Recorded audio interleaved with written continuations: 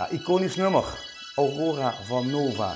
En wie echt een jongs geworden zo, die top op te wachten tot het erop komt. Want het einde van die makers van dat liedje, dat kent gewoon niet echt Rob Papen.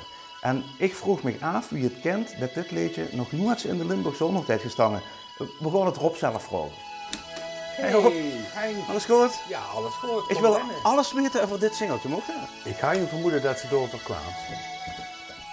Hier is het te doen? Ja, ja. Het is dus where the magic happens, zeggen ze dan. Yes, here's where the magic happens. Wow, Rob, heb ze een keyboard? Ik weet het niet. We moeten eens even kijken of we een toetsenbord kunnen winnen. Hé, maar even, we hebben het over Aurora. Even wat loeseren. Wie ging het ook alweer?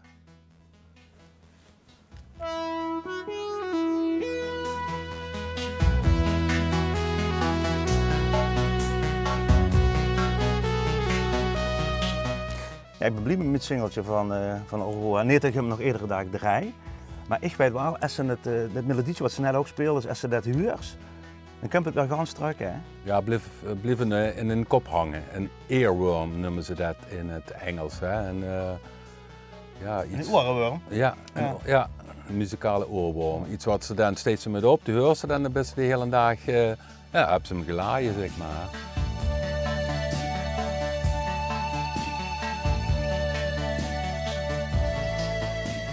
Ik weet ook dat heel veel mensen op een gegeven moment dachten dat er een pamflet is in Eugebaansoorten. Ja, er zit een sound in, inderdaad, in Aurora, wat een beetje leek op een pamflet. Ja. Mensen dachten inderdaad dat dat een pamflet was, maar dat was natuurlijk de Korg MS-20. Dat was de eerste synthesizer die ik ooit gekocht heb. Ja. Mooi. Tuurlijk. Oké, de rest mag zo. Ja, kijk, het is natuurlijk een heel oud beestje uit de jaren 70.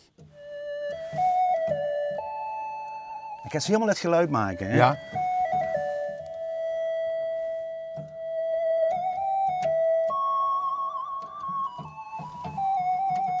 Natuurlijk wordt het een stuk verfijnder, nu doe ik het even heel snel en je hoort ook, hij wil ook aardig kraken. Hè? Ja. Maar dit wordt dus eigenlijk in die tijd wordt dat, een van de eerste betaalbare synthesizers. Ja. Want eigenlijk in die tijd, wie weer begon te worden, synthesizers enorm duur. Dat was Kraftwerk, Klaus Schulze, Jean-Michel Jarre. Ja.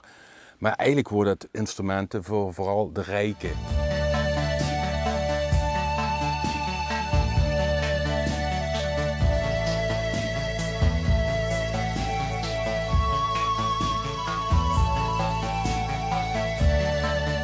Een keer tussen, dat zal niet in één keer gegaan zijn, maar een keer tussen met die band op 1 in de top 40. Ja, raar.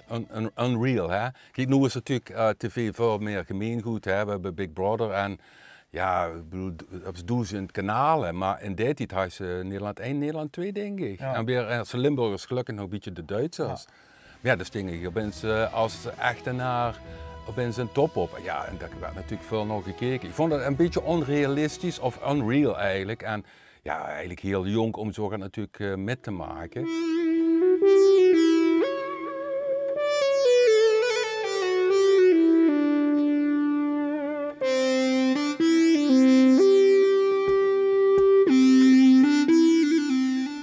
In eerste instantie gebruikten radiodiscjockeys het liedje als een soort vullertje. Hè? We hebben nog 1,5 minuut aan het einde van het doel en dan wordt die plaat opgezet. En dan... Ja, maar dat ging een eigen leven leiden. Dat klopt, ja. De lui gingen bellen eigenlijk, want ze draaiden Aurora net voor het nieuws. Want toen waren er nog geen reclame op de radio, op de Nederlandse zenders.